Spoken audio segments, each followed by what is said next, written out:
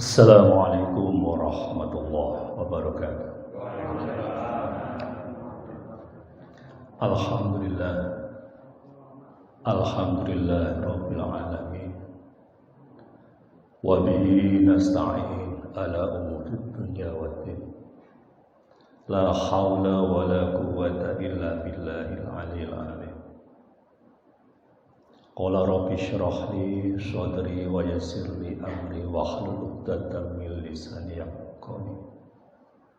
Wa qala aidan syahrul ramadan imanan wa ihtisaban ghufira lahu ma taqaddam. Man shoma ramadan imanan wa ihtisaban ghufira lahu ma taqaddam. Al hadis atau kama qala. Hadirin jamaah sholat Jumat Masjid Al-Jihad yang saya hormati, monggo sareng-sareng mengucapkan rasa syukur kepada Allah SWT karena nikmat yang diberikan kepada kita yang tak terhingga, terutama nikmat iman dan Islam. Salawat salam tetap tercurah kepada junjungan kita Nabi besar Muhammad sallallahu alaihi wasallam.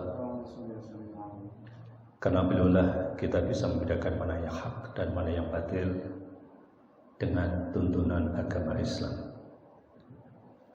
Hadirin yang saya hormati, pada pagi hari ini kita akan membahas masalah seluk-beluk puasa Ramadan dari buku Risalah Puasa Ramadan, Hukum Puasa dan Hikmahnya.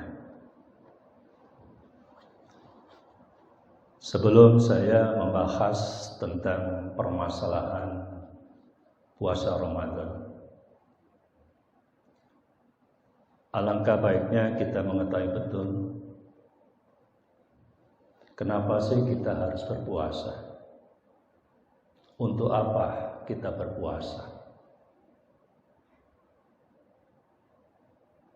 Ini yang perlu saya sampaikan sebelum kita bahas masalah seluk-beluk puasa Ramadan. Puasa pada prinsipnya menahan diri. Menahan diri yang paling awam yaitu makan dan minum. Tapi pada prinsipnya tidak hanya makan dan minum, tapi menahan diri merusak pahala puasa itu sendiri. Dan puasa itu sendiri sesuai dengan surat Al-Baqarah 183 yang mendasari puasa Ramadan, di mana di Al-Baqarah 183 yang difirmankan oleh Allah, ya ayyuhalladzina amanu kutiba alaikumusiyam kama kutiba alal ladzina min qablikum la'allakum tattaqun. Ini memang fondasi daripada puasa Ramadan. Puasa Ramadan itu diwajibkan bagi orang-orang yang beriman.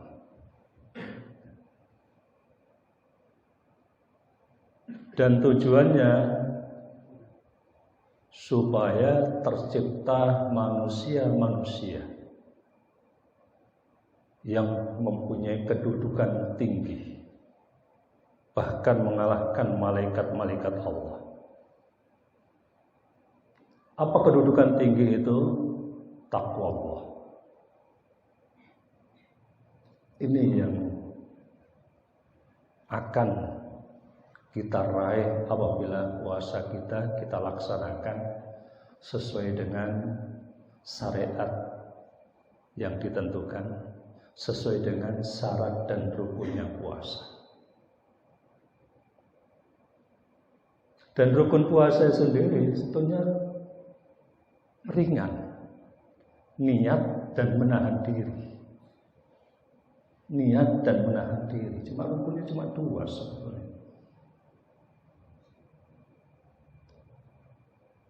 Tapi kadang-kadang kita melaksanakan puasa itu sendiri bukan main. Tantangannya.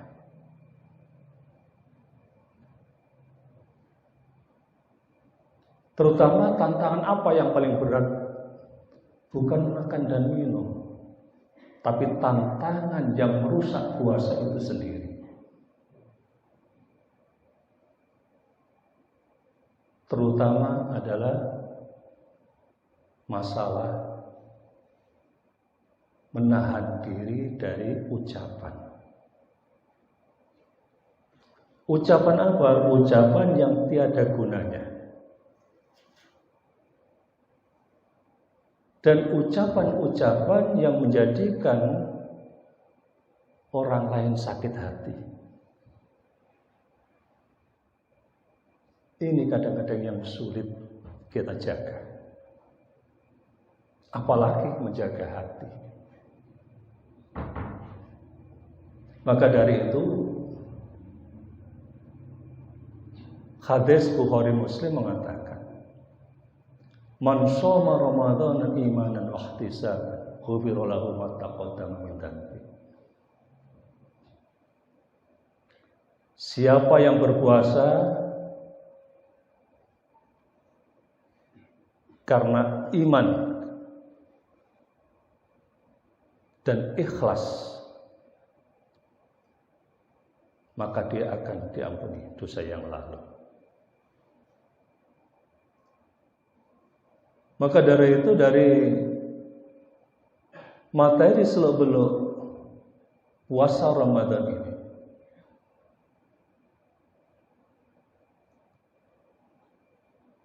apabila kita berpuasa memang dikarenakan iman, tidak dikarenakan apapun keduniaan ini.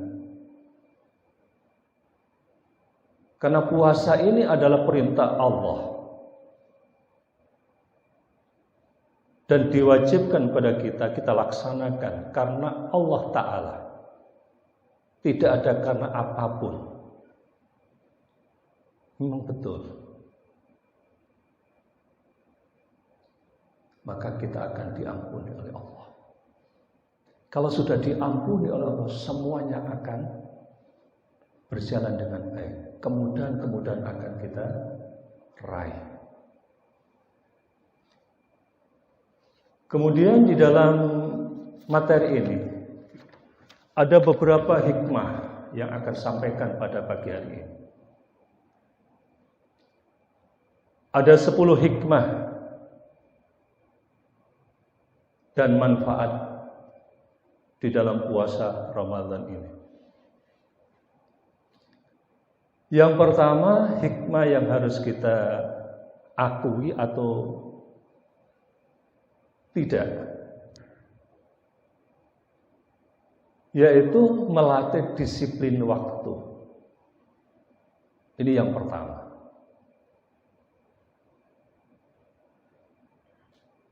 Apa maksudnya disiplin waktu ini?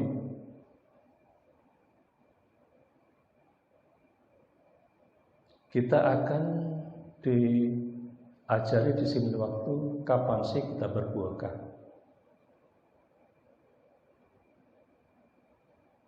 Kita berbuka apabila waktunya sudah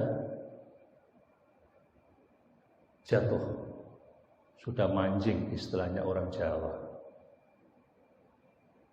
Kita tidak akan makan, tidak akan minum apabila waktunya belum sampai. Dan begitu juga sahur. Kita lelap-lelapnya tidur, enak-enak tidur. Kita sahur pada waktunya, sebelum subuh. Tapi lebih berarti sebelum imsak, batas waktu menahan untuk makan dan minum. Ini dia dilatih untuk disiplin. Kalau kita gak disiplin, insya Allah mungkin rusak puasa kita. Dengan disiplin puasa inilah, insya Allah nanti setelah Ramadan ini kita akan terbiasa. Disiplin kalau bukan haknya. Disiplin kewajiban-kewajiban yang menjadikan beban kita. Baik yang kerja ikut orang atau kerja sendiri. Kalau sudah kita dibentuk itu, insya Allah puasa kita akan berhasil. Yang pertama. Yang kedua, hikmah yang kedua adalah keseimbangan dalam hidup. Keseimbangan dalam hidup dapat diraih dengan beribadah. Dalam bulan puasa ini manusia dilatih agar kembali mengingat dan melaksanakan semua kewajiban tersebut dengan jaminan pahala yang dilipat gandanya. Dan ini sesuai dengan hadis Bukhari. Kullu amali bi Adam yudha'iful hasanah bi asyri amsalihha ila sab'i mi'atin dhi'fin illa shauma fa innahu li wa ana ajzi bi. Yang artinya segala amal anak cucu Adam dilipat gandakan pahalanya 10 kali sampai 700 kali, kecuali puasa. Puasa adalah untukku dan aku sendiri yang akan memberikan pahala. Bahkan di dalam hadis sholat sunnah di dalam bulan Ramadan, pahalanya 100 kali sholat sunnah di luar Ramadan. Ini kenapa sih sebetulnya? Ini termotivasi kita. Dimotivasi. Karena di bulan yang penuh keberkahan ini dimotivasi untuk beribadah lebih semangat. Supaya tidak mengejar duniawi saja. Maka di sini keseimbangan antara dunia ukhrawi ini akan terbentuk. Kemudian yang ketiga, hikmah yang ketiga adalah mempererat silaturahim. Kita lihat sangat terasa sekali di dalam bulan puasa ini. Terutama di masjid kita diadakan sholat berjamaah yang berguyur, buka bersama,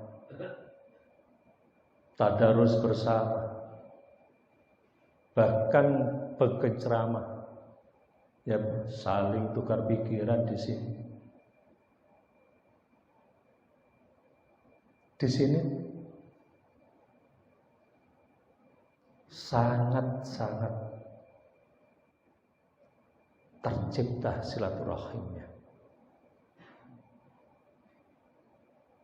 saling bahu membahu.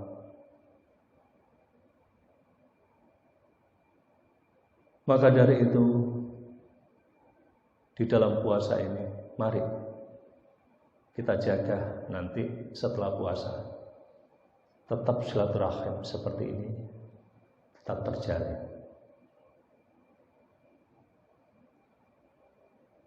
Kita lihat pada saat kita menyiapkan untuk sholat tarawih, menata fasilitas-fasilitas untuk tarawih. Alhamdulillah, kebersamaan tercipta di dalam suasana bulan Ramadan ini. Kemudian yang keempat, peduli terhadap sesama.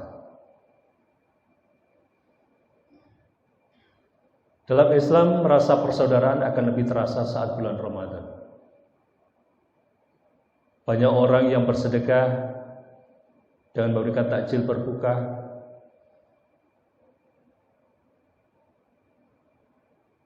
baik itu di masjid-masjid maupun di jalan-jalan yang berikan takjil seperti itu.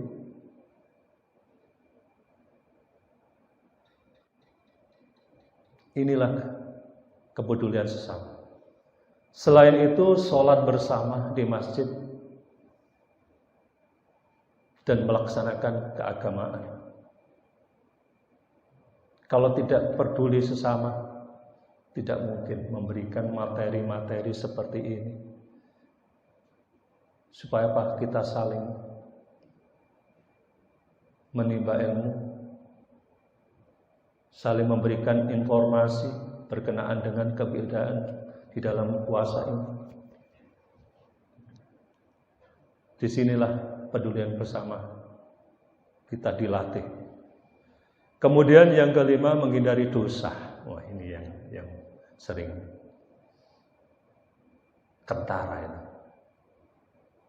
Yang paling sederhana, kita mau bergerak sedikit membicarakan orang lain, aduh aku puasa. Kemudian kita mau bertindak sedikit, maksiat sedikit, kita ingat, aduh kita puasa. Apakah di dalam puasa itu saja kita ingat seperti itu? Maka dari itu, menghindari dosa di dalam bulan puasa ini paling efektif menurut kami.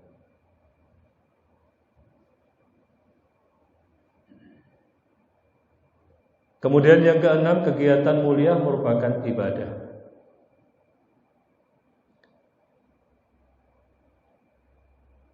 Apapun yang kita laksanakan di dalam bulan Ramadan ini, bahkan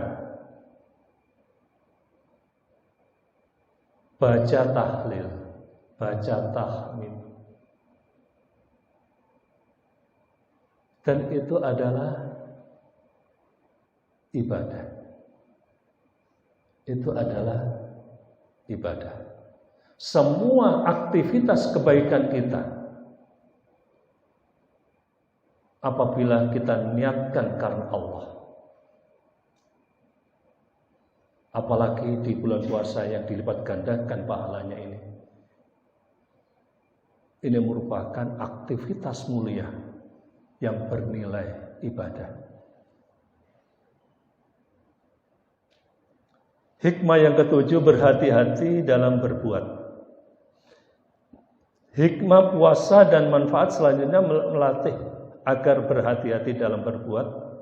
Puasa Ramadan akan menjadikan sempurna apabila manusia menjauhi perbuatan haram yang dapat dilihat, didengar, diucap. Latihan ini dapat menimbulkan kemajuan positif bagi manusia yang menjalani puasa Ramadan.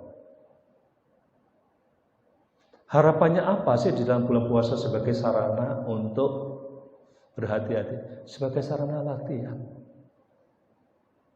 Agar nanti di luar bulan puasa nanti kita terbiasa seperti ini.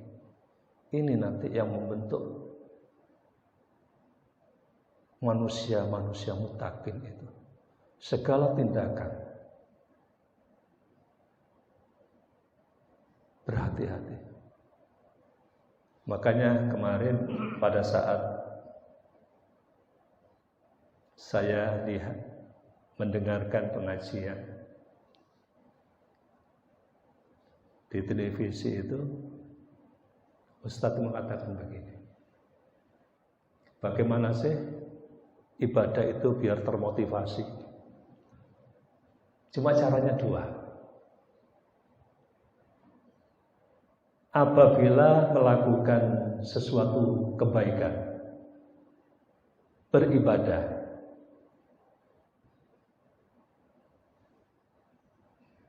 kita harus berorientasi pada hasil kebaikan itu yang kita raih. Contohnya, apabila aku bersedekah, insya Allah sedekah ini akan menghindarkan saya dari musibah. Apabila aku bersedekah, nanti akan diganti oleh Allah 10 kali, bahkan 100 kali, bahkan tak terhingga. Apabila kita melakukan kebaikan seperti itu, insya Allah ibadah kita tidak akan surut, termotivasi terus. Dan sebaliknya, apabila kita melakukan suatu kejahatan, kemaksiatan, juga begitu. Akibat kejelekannya itu nanti yang harus kita pikirkan. Contoh, aku ngambil punyanya orang, seandainya punya saya diambil orang yang tidak pada haknya, bagaimana sakit hati saya? Apabila saya tidak berzakat, apabila Allah nanti mengeruk rezeki yang begitu besar pada rezeki saya, harta saya, bagaimana nanti? Apabila saya menyimpan uang sedemikian rupa, menumpuk uang, nanti di neraka akan disetrikakan pada saya. Bagaimana rasa sakitnya? Kalau itu akibat-akibat yang kita pikirkan apabila kita maksiat, insya Allah kemaksiatan tidak akan dilakukan. Itu sederhana sebetulnya. Maka dari itu kehati-hatian seperti ini di bulan puasa mudah kita jalankan, tapi di luar puasa kadang-kadang sulit kita jalankan. Moga-moga ketakwaan seperti ini akan terjalin di luar puasa. Yang ke-8, melatih manusia agar lebih tabah. Wah ini, ya. Kalau saya tanya mungkin jamaah ini, puasa ini godaan terberat apa sih sebetulnya? Mungkin tenopo. Sing paling berat itu nopo? Melatih kesabaran. Sing paling berat. Nek lintu-lintune mboten. Apalagi menahan amarah. Wah, ini bukan main beratnya. Kalau enggak kita latih di dalam puasa ini, kapan lagi? Apalagi situasi yang sulit kayak begini. Kadang-kadang pada saat kita makan, pada saat melimpah di meja makan, kita kadang-kadang merenung, ya Allah, Engkau memberikan rezeki yang begitu melimpah di meja saya. Alhamdulillah. Bagaimana orang yang tidak ada kesediaan kayak gini di rumahnya, tidak ada yang dimakan. Apabila orang ini kuat, mungkin Engkau memberikan berlipat ganda. Tapi kebanyakan manusia tidak mampu untuk menahan kesulitan-kesulitan seperti ini. Maka dari itu, di puasa inilah kita latih ketabahan itu. Apalagi yang kerja, yang di jalanan yang ini, oh bukan main godaannya. Ada motor di depan kita, kadang-kadang kita akan nyalip, tidak bisa. Di bel malam aja di tengah. Ya, ini kadang-kadang kalau nanti ketabrak bagaimana? Ini kita pikir, kadang-kadang emosionalnya bukan main di jalan raya, godaannya. Kalau enggak betul-betul kita latih kesabaran, ketabahan di dalam menghadapi suatu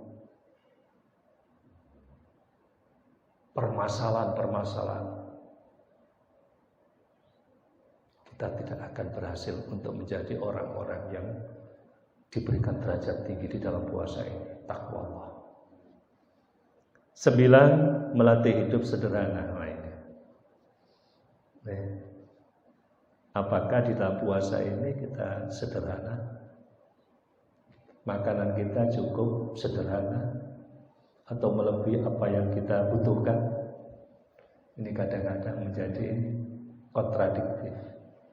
Kita diajari sederhana, tapi kadang-kadang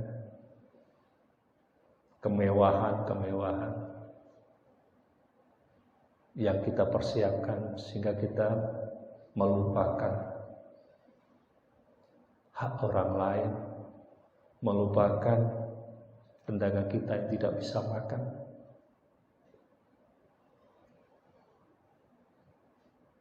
Maka ancaman Allah, alhaakumut takatsur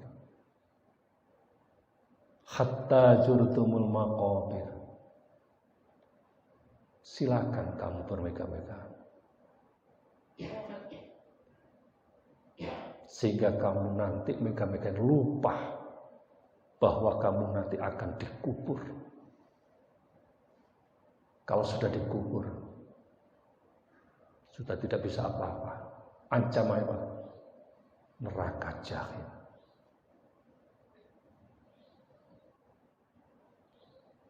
Ini yang sering kita baca, tapi kita kadang-kadang hanya ketawa-ketawa. Padahal itu ancaman bagi kita, yang orang yang lupa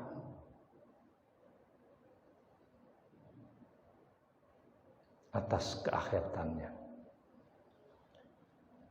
Kemudian yang terakhir, menjadi banyak bersyukur. Ini yang sering kita jalan sedikit. Alhamdulillah. Kita lihat di sini saudara kita masih sehat. Alhamdulillah. Ada makanan begitu melimpah di masjid ini. Alhamdulillah. Bersyukur kayak ginilah. Mari kita kelurakan di dalam bulan puasa Ramadan ini. Kenapa kita katakan kita bersyukur? Pada saat kita dengar azan, itu adalah suasana yang tidak bisa kita nilai dengan harta. Hanya cuma seteguk air pada saat bulan puasa. Bagaimana nikmatnya itu. Hanya seteguk air. Kita sudah seperti orang yang dahaga di padang pasir kemudian digelontor dengan air yang begitu murahnya, tapi faedahnya bukan main. Maka kita bersyukur. Di samping itu suasana-suasana gini kita tidak boleh kemana-mana, tidak boleh anjang sana ke keluarga. Kita syukuri aja, kita nikmati aja. Fa insyaallah kesyukuran kita itu nanti menjadi kelegaan. Kalau sudah menjadi kelegaan, menjadi kesehatan kita. Kalau sudah sehat, ibadah kita akan lebih baik. Ini syukur-syukur yang sering kadang-kadang kita anggap sederhana. Tapi bukan main itu hikmahnya. Maka dari itu kesyukuran ini sedikit, mungkin saya tambahkan sedikit. Saya setiap saat, kemungkinan pada saat kita sudah capek, kita sudah banyak beban, kadang-kadang itu kita di pikiran itu juga ikut beban. Kemudian kadang-kadang kita melakukan ibadah itu kadang-kadang keseimbangan itu kadang-kadang kurang, apalagi sudah umur yang di atas 50-an ini. Hanya terbesit satu kata di dalam hati itu. Ya Allah, semua ini adalah makhluk-Mu. Hati ini adalah makhluk-Mu. Engkau yang punya ya Allah. Dengan beban yang kayak gini, alhamdulillah, Engkau berikan beban yang kayak gini. Kalau tidak gini, nggak ingat kepada Engkau ya Allah. Kalau sudah kata-kata itu merasuk pada diri kita, alhamdulillah, kayaknya ringan gitu.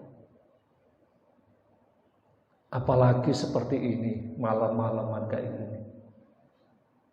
Karena tidur kita hanya 1 jam, 1,5 jam. Tapi kenapa kita kok nikmat? Karena rasa syukur. Ini yang menjadikan beban kita itu ringan. Karena kebahagiaan inilah yang kita ringan di dalam menjalankan sesuatu. Dan kadang-kadang orang yang tidak ada beban apapun, tidak ada kegiatan apapun, tapi berat. Karena apa? Rasa syukurnya nggak ada. Ini yang menjadikan aktivitas-aktivitas itu menjadi berat sekali. Yang maaf. Coba dihitung pada malam seperti ini. Kita tidur sudah jam 11. Jam 1, setengah 2 sudah bangun. Sampai jam segini. Kenapa kok bisa kuat kita? Kenapa rasa kegembiraan ini? Alhamdulillah kita bisa beribadah. Alhamdulillah kita bisa bercengkrama. Alhamdulillah kita bisa baca Al-Quran. Dengan kesyukuran-kesyukuran, apalagi kita kalau sudah kita cernah Quran itu, kita tadabburi sambil membaca, ya Allah, Allah menata kita kayak begini. Kenapa kita kok lupa bahwa ada pedoman yang begitu hebat kayak begini? Kadang-kadang kita lupa ada sesuatu, mengambil jalan di luar pedoman yang ada ini. Tidak usah banyak-banyak, sedikit aja. Habis jam 3 itu setengah jam aja kita lihat Quran. Kita lihat apa saja yang dimaksud Quran ini sebetulnya. Kita renungkan. Insya Allah kesyukuran kita itu tidak akan lengah. Ini yang sering saya lakukan. Sehingga perubahan sikap Al-Quran ini akan tercipta. Gak akan gentar menghadapi apapun. Ini yang saya ajak pada jamaah. Ya boleh kita banyak menghatamkan, tapi dalam satu sisi tolong dipelajari. Apa sih yang kita baca itu? Kemudian kita itu harus apa sebetulnya? Allah memberikan pedoman ini untuk apa sebetulnya? Ya. Monggo. Biar apa? Kita ada perubahan di dalam membaca Al-Quran itu. Kita amalkan. Kalau sudah pedoman itu kita jalankan, insya Allah kita tidak akan tersesat. Apalagi Quran merupakan obat. Memang betul itu. Kadang-kadang kita terlebih obat itu dibaca itu nanti menjadi seperti ini. Nggih monggo kalau punya yang. Tapi kalau sudah saya tidak. Pada saat saya susah baca Al-Quran. Di dalam Al-Quran Allah mengatakan, jangan susah kamu, aku bersama kamu. Kalau sudah kayak gitu, alhamdulillah ya Allah.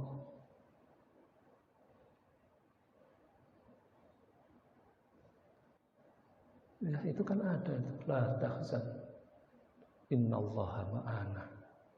Ini obat sebetulnya. Hanya kita kadang-kadang kebingungan.